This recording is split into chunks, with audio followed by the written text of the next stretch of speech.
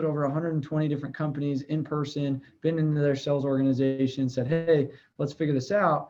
And I watch people waking up every day going, do I have to put my hunting hat on, or do I have to put my lead hat on? And how do I shift gears? And so my recommendation would be a carnivore or be a herbivore, but you're herbivore, you're so dependent on somebody else dictating your income.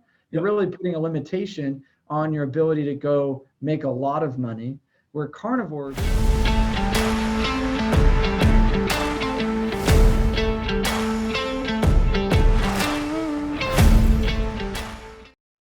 Hey, welcome back, beasts, and all of the listeners to Beast Nation. It is your host once again, Brad Blazer. A lot of people refer to me as Robin Hood. And the reason is I bring knowledge and power from people that have skills and knowledge, and I share it with those that don't.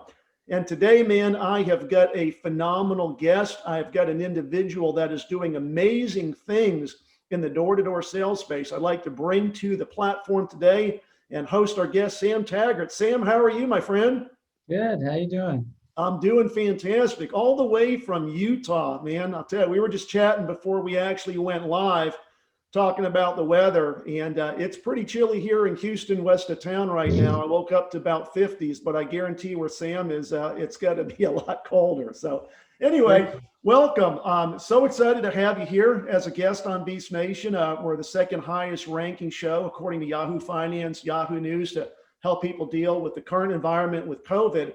But what would really be helpful before we kind of dive into sales and coaching and closing and what you do is just kind of to share your backstory, a little bit about you and kind of, how you grew up and what got you interested in what you're doing today.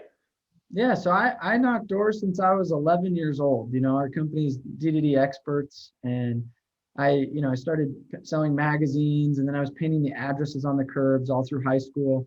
And when a lot of people are like, yeah, I did door-to-door, they're like, I did fundraiser candy bars for the football team. No, I did door-to-door for my primary source of income my whole life.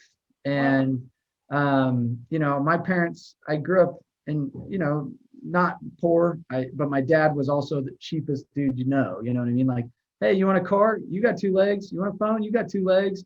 And that was just how I was raised. And so I learned quickly that if you go knock a door and have a good value exchange, you can get money very fast. And so I'd start painting addresses on the curbs, and I'd make 15 bucks or 20 bucks a pop, and I'd do 4 or 5 an hour. And as a 13, 14, 15-year-old kid making 100 and something bucks an hour, you're sitting there going, what? Like, why would I go work like all my other friends over at McDonald's? Like, I'm over here making good money. And so I recruited all my friends to do it with me. I had about 11 employees all through high school. And then when I was 18, I started in the alarm industry. And so this 2008, worked my way through the alarm industry, was the number one rep at Vivint. They were like a multi-billion-dollar alarm company and 3,500 sales reps. And then I went into the solar space, was a VP of sales, managed, 100 or so dudes in different states, and sold solar heavily. And then about 3 years ago, I started a company called Doortodoor Experts, where I was so passionate about door-to-door, and a lot of people on this call are like, we hate door-to-door people. I don't know. Like, at the end of the day, I think that there is one of the most purest forms of selling. Yep. There's some of the coolest guys that I've met ever doing this. It's a true grind. And I feel like this industry or the world is missing the communication skills learned from it, the work ethic learned from it. And I look at the future generations of America, and I'm like, there's a dying, vanishing adult. Like, there's like this vanishing work ethic and communication that I wanted to cultivate. And so I set out on a mission to unify, up-level, and bring honor and integrity to door-to-door selling, so that we have a better name, and it survives through maybe a digital and technology age. And it's coupled really well with the technology and digital age. And so now our company consults, speaks, training videos online, in person. We do a bunch of events like Doortodoor Con. We have David Goggins and John Maxwell and, big names coming. We do some really cool stuff. So we have podcasts and YouTube and all the other gamut. So it's been really fun. I love it because having been in door-to-door sales myself, cold calling, literally just going out, knocking on doors. And then I want to also talk about, I guess, what we might call, more of a warm lead. I know that there are big companies in solar and in alarms that do a lot of marketing where people might fill out a response card to say, hey, I have an interest, but you still go knock on the door. It's not really a scheduled appointment. And also, training and teaching people how to go out and do door to door in insurance and building organizations and supervising. It's definitely a lost art, and so many people don't understand that if you can sell door to door, and I don't care if you're selling solar or alarms or insurance or brooms or whatever, you really are good at sales. And it's funny, now, of course, as somebody that's been the national sales director for multiple companies, whenever I see on someone's resume any history of doing door to door, I'm like, that dude knows how to sell, because it's one of the hardest, most challenging ways to make a living. But if you're good, like you said, you can do really, really well and make a lot of money. I think it's a very quick path to making some easy money if you're just persistent.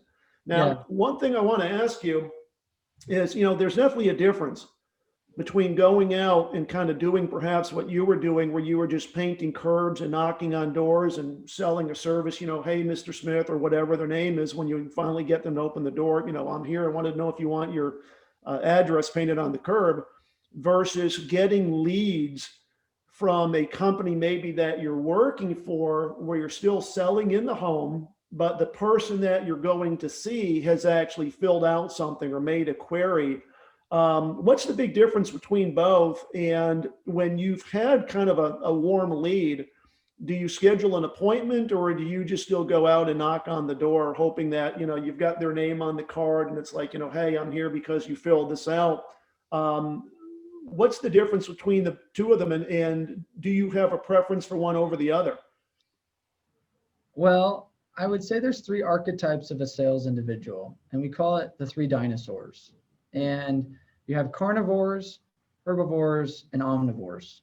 Meaning the problem is you go try to put leads in front of carnivores that are real good carnivores, and you give them like a bunch of like flowers. They're going to look at them and be like, that's cool and all, but do I really have to drive 3 hours to this one potential no-show and then take another 2 hours or 40 minutes to this one? And then, like, a true carnivore is so good at hunting and eating what they kill that it's almost an impediment to give them leads.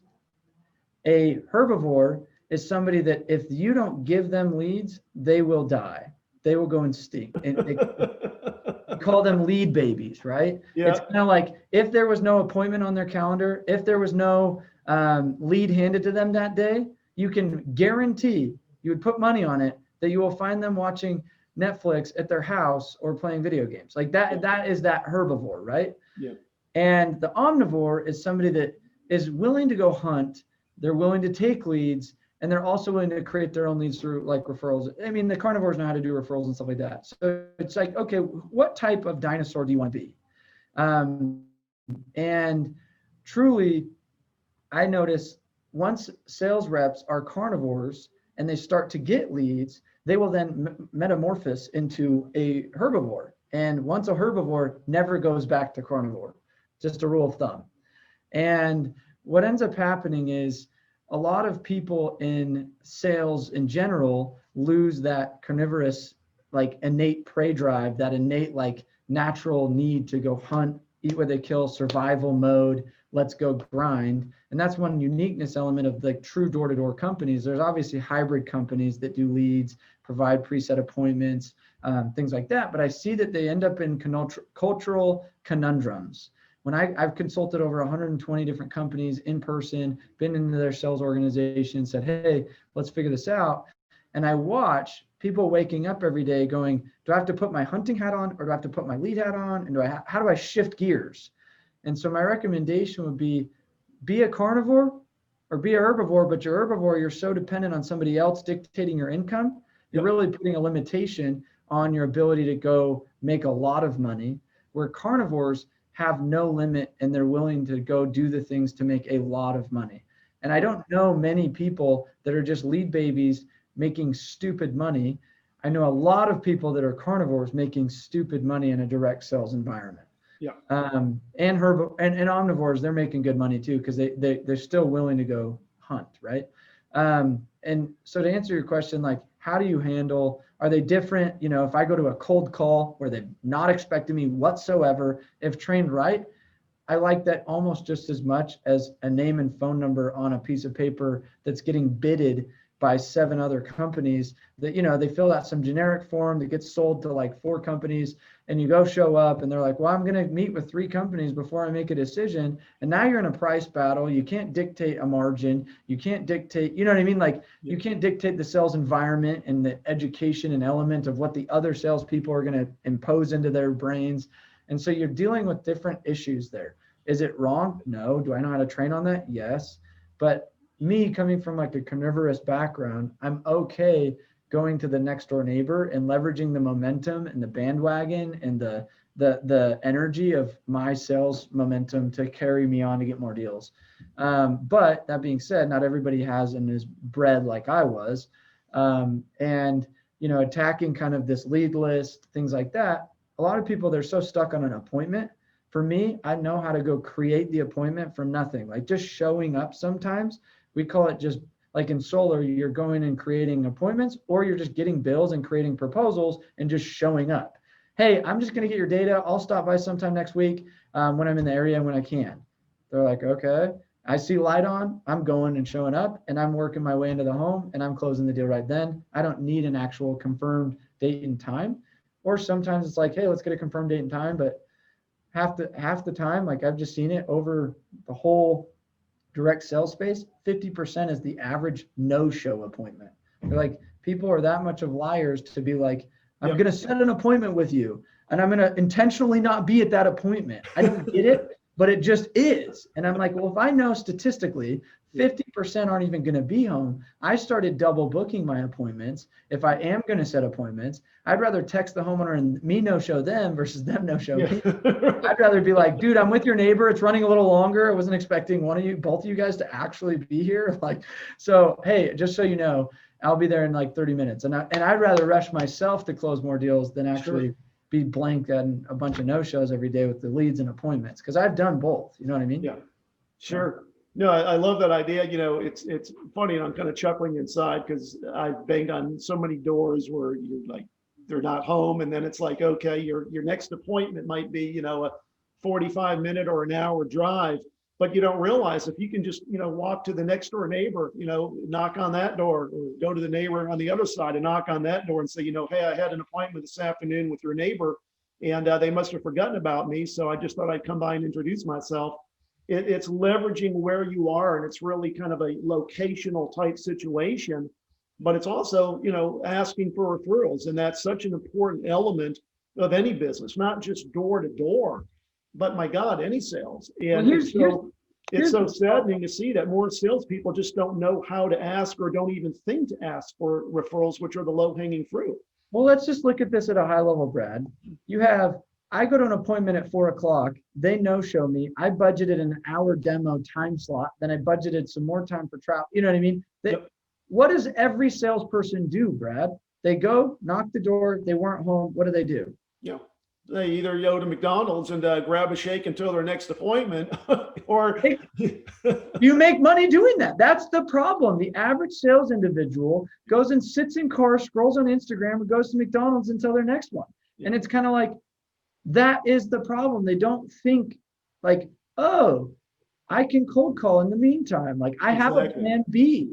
Like, well, my manager didn't give me any other plan Bs and I don't have any, like until 6:00, I don't got anything else. So I waste 2 hours of my day and I bitch about not making a lot of money. Yeah, exactly. No, it's all mindset, and I heard you mention something a few minutes ago that I want to kind of go back to. I don't know if it's just a phrase that you picked up on or whether you actually heard that from my very good friend, Coach Michael Burt, but it was this concept of prey drive. And I don't know if you know Michael or not, Coach Burt, but he talks about prey drive. He's probably the best person on activating prey drive in organizations, and he's actually writing a book on that very subject. But it's one of the things that I coach on as well. And I believe that in every person there is another gear. And, when I am a keynote speaker and I'm in front of audiences, I ask the entire room, how many of you here feel there's another gear inside you You just don't know how to flip the switch. And invariably, everybody's like, hell yeah, that's me. You know, I'm a 12-cylinder Ferrari, but I'm putting around like a 4-cylinder Yugo. And it's really just the mindset. You know, it's so funny. When I was a vice president for a large company overseeing basically all of the door-to-door salespeople, and this is a pretty funny story, there was one woman on the team that every year consistently was one of the top 2 salespeople in the company. And this company had a couple hundred. So to be one of the top 2 year after year after year in an organization that had a couple hundred, you know, she was doing well. And so I was actually just riding along with her one day, and she had Tic Tacs. And man, I tell you, she was popping these things like candy. It's like every time we stopped to go into an appointment, she'd pop some Tic Tacs, put them in her mouth. She had them in her purse. She had them in the thing between the seats. She had them, in her glove box. And so it was about 3:00 in the afternoon. And I just kind of looked at her and I said, man, you really love those Tic Tacs. And she said, oh no, Brad, it's my ritual. And I was like, ooh, you know, ritual. I got to know more about this. And so I said, it's your ritual. Well, what do you mean by your ritual? And she held up the box of Tic Tacs and she said, what color are these? And I said, they're green. She said, exactly. It reminds me to be thinking green going into a sales call and be thinking green coming out. What's the color of money? Green. And I was like, you know, the great thing about her and her understanding of that little ritual created for her a state of mind, right? She was able to flip the switch and instantaneously go into that sales call or go up to that door thinking money, man, I got to close, money going in, money coming out.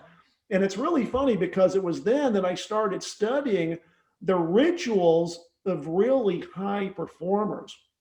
And so many professional athletes and so many big time people that are hugely successful have rituals. And the funny thing is, a lot of people might call it, quote, superstition. You know, I'm carrying my little lucky rabbit's foot or whatever.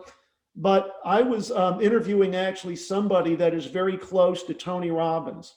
Okay, Tony Robbins arguably is probably one of the biggest, best names in motivational speaking. A lot of people don't know that Tony Robbins has a ritual every time before he gets out on stage, you know?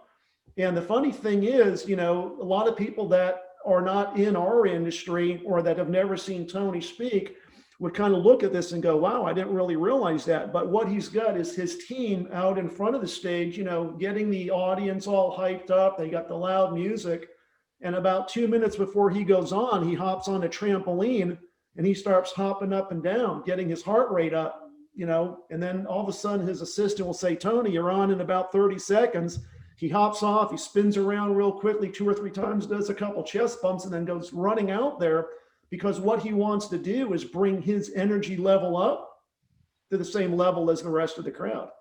And how different would that experience be if he was back there on a couch, just, you know, drinking a cup of coffee and, you know, his assistant says, hey, Tony, you're on in 30 seconds. He says, I'll be there in a second, slowly gets up and just walks out. Very different impact. And so a lot of it, I believe, is mindset. And it's more importantly, it's that prey drive. You know, it's understanding that if you've got an hour and a half or whatever it is until your next scheduled appointment, take advantage of the time. And like you said, just go out and prospect, just go out and knock doors. Yeah, I agree.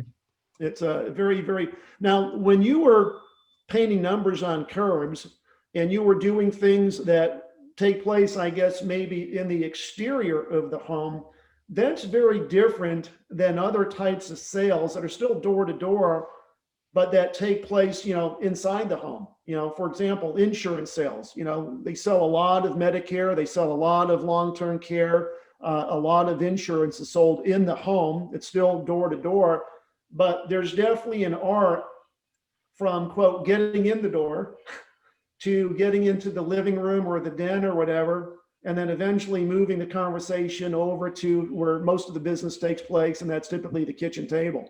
Yeah, it's oh, sorry, go ahead. Yeah, I was going to say, can you share maybe some secrets or some thoughts on how you train or how you coach to get in the door? Yeah, and it's interesting because there are some industries, like we're very heavy in the roofing industry where you're trying to get on the roof. So different transition, right? You're not like, let me come inside. It's like, no, let me get up on your roof real quick. Like, right. You know, curbs, it's like, I'm going to run and paint the curb now. So like, you don't need to get inside. So, but alarms, solar, there is a dance that must be done, and a lot of it is nonverbal communication. And we teach this dance very, very strategically. So I'm going to give you my alarm one because it's I love it. quite intricate in the sense of where I do. And I'd have to almost stand up to show you. So I point at the door frame and their attention goes at the door frame. And I say most of these door jambs are made out of a soft wood, like a white pine, so that the firemen, if they need to get in, they could kick in your door.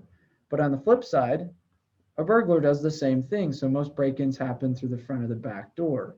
So what we do is we put a little sensor right here, and then I would go like this with my hand, and I would then move my body and show them on the inside of their door. And I would just say, let me show you real quick. And their attention is now on the door, not so much on me coming in home. And that's like a very technical way to get in home. I will then give you the more upfront, like direct way to get in home would be, hey, I just need to steal the quick corner of your table to jot some stuff down. And I would point and start walking. Another simple way would be, hey, it just takes a sec. You want me to take my shoes on or off? On or off? And I'd look down, start going like pedaling with my feet. And they then have to answer the question on or off, not is he coming in or not? Where I think a lot of people are like, would you mind if I were to step in and steal 2 minutes of your time? No, nobody wants that. Like nobody wants you to take 30 minutes of their day. So you have to come up with some kind of strategic way to say, like one of the things is, hey, I want to leave you with a bunch of information. Is it cool if I step in real quick and jot you down some stuff? And that way I can leave it with you. Because at the end of the day, when I close you, I'm going to leave you with all my pamphlets. like, you know what I mean? Like I will leave you that information after we get the sale, right? Yeah. So I like to do things, even like, for example, it just takes me a second. I got to walk you through it. So like some of the stuff is visual. So like I'll pull somebody outside before I try to bring them inside. So that's another strategy. So like they're kind of a roadblock between you, like they're in their door frame, kind of like, I don't know if I want to let you into my own domain, into my like home, right? You're a stranger. So what I like to do is say, let's come be friends outside real quick. So come here real quick. Let me show you real quick. And I point at neighbors' homes and show them examples of signs or things that we're doing in the neighborhood. And then I like, oh, well, let's just step inside. I'll show you how it works. And I like kind of almost tap their shoulder, turn them around and lead them back into their home. You know what I mean? Like, but a lot of it is the assertiveness and the body language in which you guide them. And people don't mind you in their house. If a friend knocked on your door, you're not going to make them stand on the doorstep for an hour. You're going to be like, what are you doing? Come on in. Like, make a friend, you know what I mean? Like, if you make a friend, then it's like, why would you make me stand outside on the porch? I'm your friend, dude. Like, of course we're going to step inside and do this. Yeah. It's funny. When I was basically supervising sales teams, we used to call it the door shuffle. And it's the second you say, may I come in, it's the assumptive move. You got to shuffle your feet like you're wiping your feet, and you got to reach for the door handle and kind of look down at the door handle. Yes, and what do? They look down and they open the door. And I think that there's a big difference. I've sold in what I call the suburbs or, out quote in the country, the rural markets versus in the big city. And I think that there's a little bit more of a challenge in the big city where people typically lock their doors. Many of the homes nowadays don't have, screen doors. But I mean, my God, you go into some of the rural cities, and I'm sure there in Utah and some of the rural cities there, people have screen doors, and in the cooler, months of the year, the main doors open and, you can see right through. And you're just yelling, hey, I'm here. Yeah, right, exactly. And I think that people are just friendlier. There's less crime. People are less concerned about, quote, people, coming to their home. And, it's one of the things that, when you're finally invited in, very typically the person that is, quote, hosting you, right, your prospect or your customer, they'll typically say, hey, would you like a cup of coffee? Would you like something to drink? And I told all of the salespeople, accept everything that you're given. I don't care how many cups of coffee you're given that day. I don't care how many pieces of pie you're given that day. You definitely want to say, oh, I'd love a cup of coffee or I'd love a piece of pie because, that's how you build a relationship. And that's how you, quote, get people to like you. And then it's really just kind of buttering them up, spending some time getting to know them. And it's so funny, when I was actually going door to door, what I always loved is the stories, especially of the retirees and the older people. Guys would want to show you their battle scars. They'd be ripping up their pants leg, and they'd be showing you, where they were bitten by dogs and all kinds of stuff. And we got some stories that are just some of the funniest things that, I wish I could share. I remember one vividly where I was actually training a young lady. And so, I was the guy knocking the door, and she was right behind me. And this elderly gentleman, he must have been in his mid 80s, comes and he unlocks the door, and he's holding up his pants with one hand. And unfortunately, he had to switch hands. And as he did that, his pants literally fell to his knees. And, she's back there just bawling. And I'm just about ready to lose it. And so he finally pulls up his pants, and we go in, and he apologized. He said, my wife passed away a few years ago, and she was the one that did all the cooking. And since she's not here, I've lost about 20 pounds, and my pants just no longer fit the way they used to. And then there was another situation where we were outdoor knocking, and of course the screen was the only thing there. So I'm looking through, and I literally see a lady butt-ass naked running across the living room to get to the other side of the house to get her robe to finally come to the door. But it's things like this that just, kind of make door-to-door sales so memorable. It's the stories that you can share, and just the humor that you're able to bring. Yeah, we have this podcast, the D2D Podcast, and every once in a while I ask people. I've had probably 170 episodes, and there are some pretty dang funny, interesting stories interviewing a lot of these, hardcore door knockers. And I have, I've knocked since I was 11, so that's all I've done. In 19 years of door to door, I've knocked all over the country, multiple different products. So it's so funny because we see United States. This is interesting. We're actually starting a documentary, and we're going to film different door-to-door scenarios all over the country.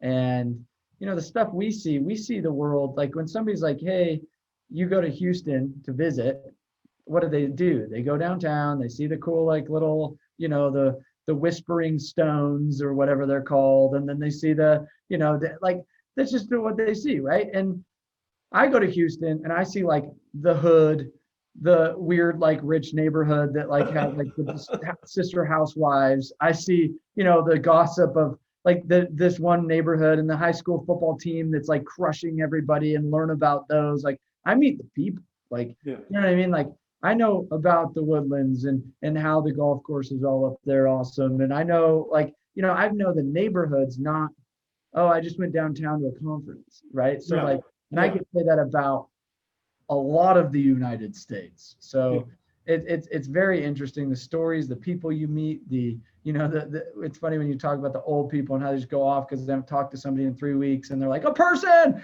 I'm going to tell you everything. And it's just funny. Like I love that. So, one thing that I want to touch on that I'm sure you can comment on, because you've knocked on a lot of doors like I have, is the thought that a lot of people that go door to door might have misconceptions about the house or the home they're calling on simply because of the location or the appearance. I mean, you drive for an hour, you go down a little country road, and you're like, this house is a piece of crap. It's a dump. They're not going to be able to afford what I'm selling today, and then you're debating, do I even knock on the door and waste my time? And then you go inside, and it smells like urine because, it's an older couple and they got 5 cats, or whatever it is. And you're just sitting there the whole time going, oh man, this ain't going to close, And so I'd love for you to talk about the misconceptions, right? Of always going in with the mindset, like the girl I talked about earlier, color of money, man, I'm going here, I'm here to sell. Because I've gone on to some homes where literally I had that attitude, and I've walked out with $5,000 and $8,000 checks when all of a sudden that little farmer or that little rancher told me, that combine I got out in the back on the 50 acres cost me $300,000, and I paid cash for that 2 years ago. And then all of a sudden you're sitting up in your chair and your ears perk up. But talk about some of the misconceptions maybe, or some of the situations you've been in where you just drove up thinking that this is going to be a wasted call, and it turned out not to be? So when I first started, and alarms in 2008, I shipped out to Dallas, Texas. Manager drops me off in the hood in Arlington, and I just remember there were no. I think I went 2 weeks with not seeing a full set of teeth, to put things into perspective. My goal was to find somebody with a full set of teeth, right? And I was like, where am I? I think every other door I would get this. I'm this 18-year-old little white kid, and they would be like, are you lost? You shouldn't be in this neighborhood, son. This is not safe for you. You better get out of here, son. And I had 2 drive-by shootings. I'm this new, sales dude in this area. I've never lived away from home. And I did 5 my very first day. Now, it took me an entire year to ever hit a 5 spot again. And I learned really quickly that it's not about the people sometimes, the area, the demographic. Like, I was shocked. Like, I thought, oh my gosh, I should go to where there's money, and I should go to where there's, like the nicer neighborhoods. And I learned really quickly when I went to a nice neighborhood, I got my face kicked in. I'm like, these people are all dicks, and they don't even have much money. Like, you know what I mean? Like, they're so cheap. They anyway. So like, I had to learn over the years how to sell the rich Asian dudes to the broke little white trash dude, to the hood, to the black dude, to the Indian people or buying different, to the different Texas small town to Texas big town. I sold in downtown Dallas to, I lived in Amarillo for 2 years, and I was in like Perryton and Canadian Texas. Nobody probably knows it exists. I was there for literally 2 months with 2,000 people in this town, and I just became the town like favorite person. I knew the mayor, and I went to barbecues with them, and I was shocked. I'm like, who are these people? And all of a sudden you knock this little teeny home. Turns out they've like owned 70 oil wells. And it's like, you're just like, what? And I had this lady, she's like, hold on, let me call my finance guy. And I was like, okay, you have a finance guy? I'm in like Canadian Texas. And he gets on the phone with me, and he's like, well, I'm her trust manager and blah, blah. And he goes through all the details with me. And he's like, well, there's no way she would pay monthly. She's just going to pay it in cash. Is that possible? I'm like, what?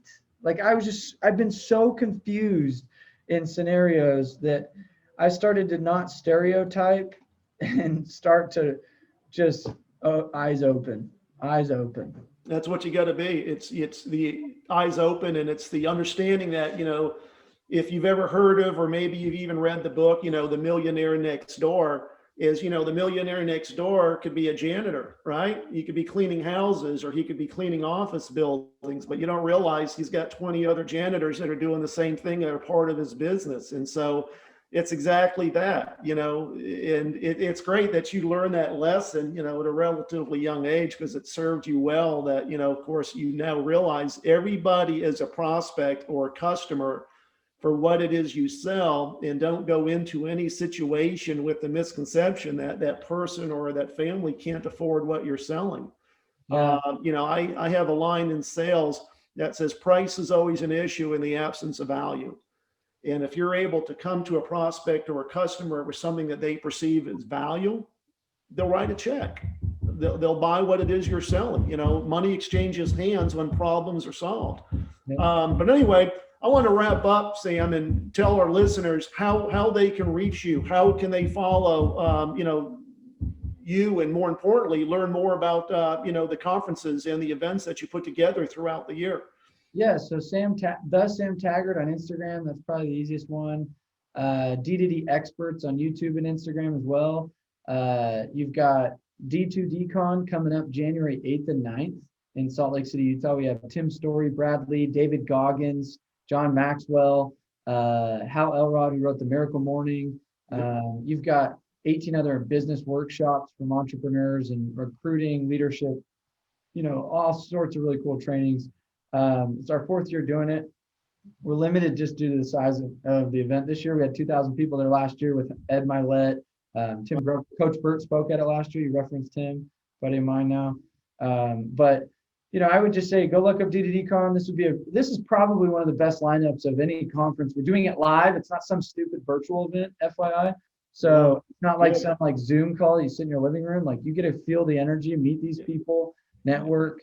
And so I have not heard of, and I am very ear to the ground. I speak a lot, and I've not heard of any cool events like this live that is at this magnitude and of this quality of speaker lineup. So if you're itching to come to an event, like it's coming up in a couple months and we'll sell out the tickets. So just make sure to go check out d2dcon.com. So, well, I'll tell you, I'm going to buy a ticket and be there because you mentioned some great names and really just some great friends of mine. I know Tim well. I know Brad Lee well. Of course, know Coach Burt well.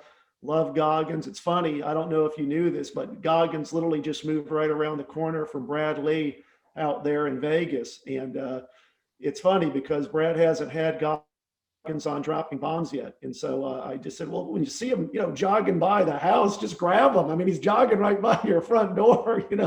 You tell me you've seen him run by, just, you got to get him on your show. But yeah, those are definitely some great names. I mean, I've seen Tim Story speak, and they call him the world shaker for a reason. He's definitely, one of the best.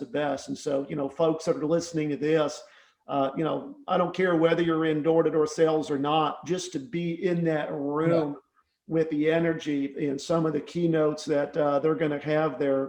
It'll inspire you. It'll motivate you. And it's like I say, listeners, one idea, one thought backed with action can change your life. It can literally transform your future. So, follow him. Maybe consider going to, the event. And it's been great. Now, tell us about your podcast. You mentioned a podcast earlier as well. Obviously, my listeners are listening to mine, but what's your podcast? How can we follow you on yours? It's the D2D Podcast. And it's on all the different apps or whatever. And, I've had people like Jordan Belfort and Ed Milet and Tim Grover and Tim, like all sorts of cool people. I just had Jeff Gittimer just launched. Sure. The Git. Little Red Book is selling. And, then I interview different entrepreneurs and top sales performers all over the country. And, it's a top 100 podcast in business. So it's pretty good. I'd check it out. Wonderful. Fantastic. Well, folks, again, thank you so much for being a listener. Thank you so much for coming back to make Beast Nation what it is. And again, we got the amazing Sam Taggart from D2D Experts. Everybody have a wonderful day. Until next time. Thanks, Brad.